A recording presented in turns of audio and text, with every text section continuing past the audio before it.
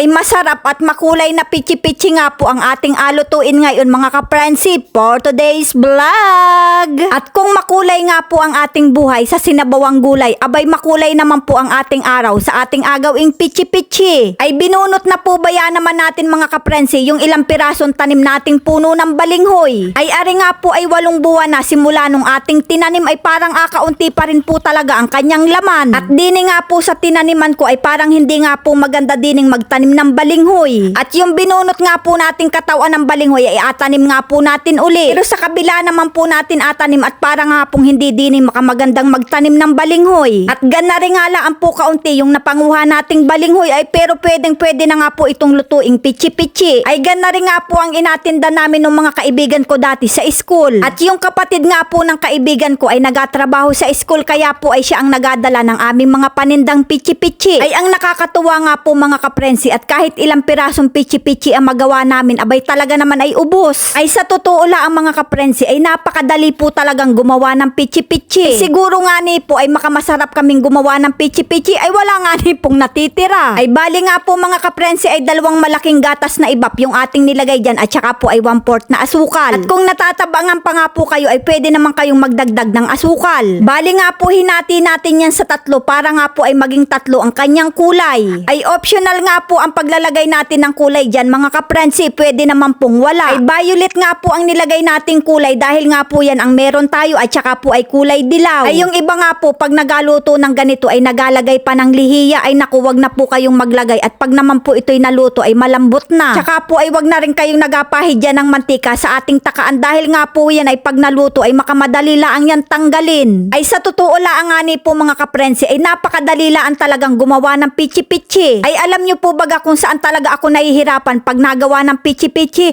yung paghuhugas nga ni po ng takaan.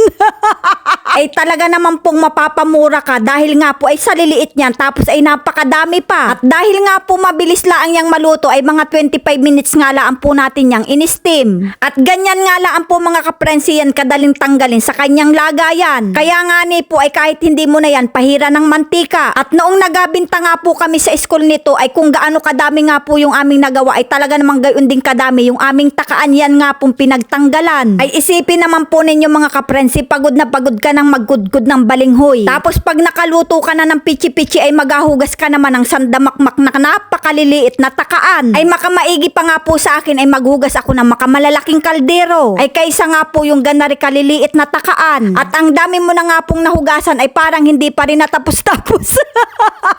At para nga po mas lalong sumarap ang ating pichi-pichi ay lagyan nga po natin yan ng cheese. Pwede nga rin po dyang ilagay ay kinayod na nyog basta nga po ay kung saan kayo nasasarapan. At ayan na nga po mga kapransi ang ating makulay na pichi-pichi with cheese. Kaya naman mga kapransi, ano pang inaintay natin dyan? Sakmala na!